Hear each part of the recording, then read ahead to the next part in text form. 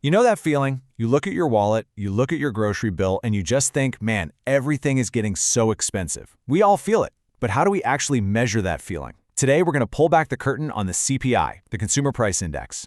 It's this one single number that, believe it or not, shapes our financial lives in a huge way. Okay, let's dive in.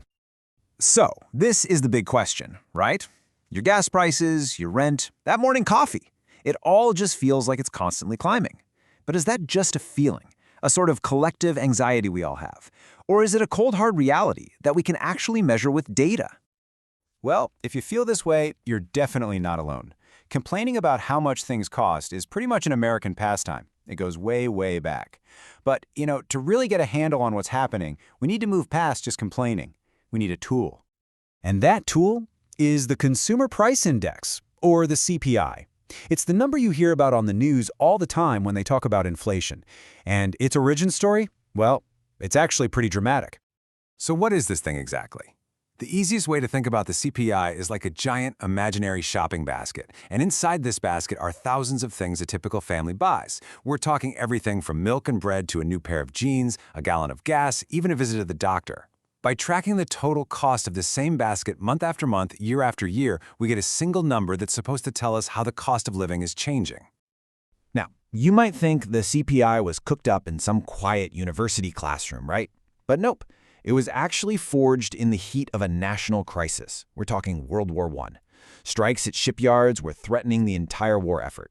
So the government urgently needed a way to figure out what a fair wage was to prevent more strikes. They used economic data to create the very first cost of living index. So it was a tool for industrial peace long before it was a headline statistic. Of course, that shopping basket from 1921 would look pretty strange to us today, right? The CPI isn't some ancient relic set in stone. It has to constantly change and evolve just to keep up with how we actually live our lives. And you can really see that evolution here. During World War II, for example, you couldn't just go out and buy a new car. So they took new cars out of the basket and put more emphasis or weight on car repairs. Then, boom, the 1950s hit, and suddenly things like television sets and frozen foods were a part of everyday life. They had to be added in. So the index is kind of like a mirror, always trying to reflect our changing world. And all that evolution led to this big split in 1978. And this is really key to understand. There isn't just one CPI. There are a few different versions. The two main ones are the CPI-W and the CPI-U. So the CPI-W is the older one, and it tracks costs for households of wage earners. Think blue-collar families. It's super important because this is the number used to adjust Social Security benefits every year. But the number you usually hear on the news, that's the CPI-U. It's a much broader measure that's meant to cover almost everybody, professionals, retirees, you name it.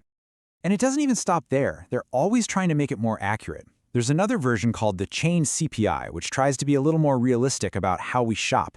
It knows that, hey, if the price of beef goes through the roof, you're probably going to buy more chicken that month, so it accounts for that substitution, trying to get a clearer picture of our real spending habits. But here's the thing. For all this fine-tuning, the CPI is always being debated. Some economists will tell you it overstates inflation because it's too slow to notice when we switch to cheaper alternatives. But then a whole lot of other people argue the exact opposite, that it understates inflation. Why? Because that average basket might look nothing like your personal basket. If your biggest costs are things like healthcare or gas, your personal inflation rate could be way, way higher than the official number. So, why all the fuss? Why do we care so much about getting this number right?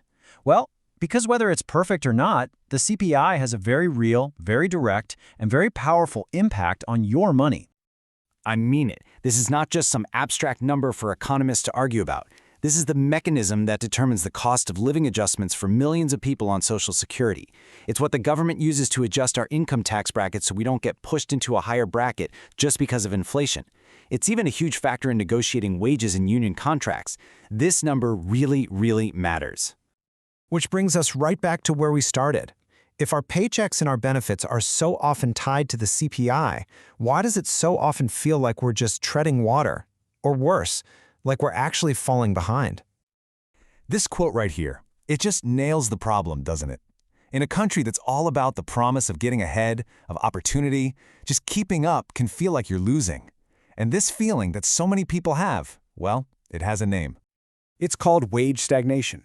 And it's the perfect term for that feeling of being on a treadmill. Your paycheck might be getting bigger in terms of raw dollars, but its actual purchasing power, What you can really go out and buy with it isn't growing. You're not getting ahead. You're just keeping pace. And for a lot of Americans, especially those earning the lowest wages, the situation is much worse than just stagnation. They're actually actively losing ground. And the numbers? Well, they paint a pretty clear picture. Just take a look at this. The federal minimum wage has been stuck at $7.25 an hour since 2009. But here's the wild part. If you adjust for inflation, the minimum wage back in 1968 had the buying power of over $10.50 in today's money. Let that sink in. This isn't just standing still. It's a massive decline in what those earnings can actually buy. So how can both of these things be true?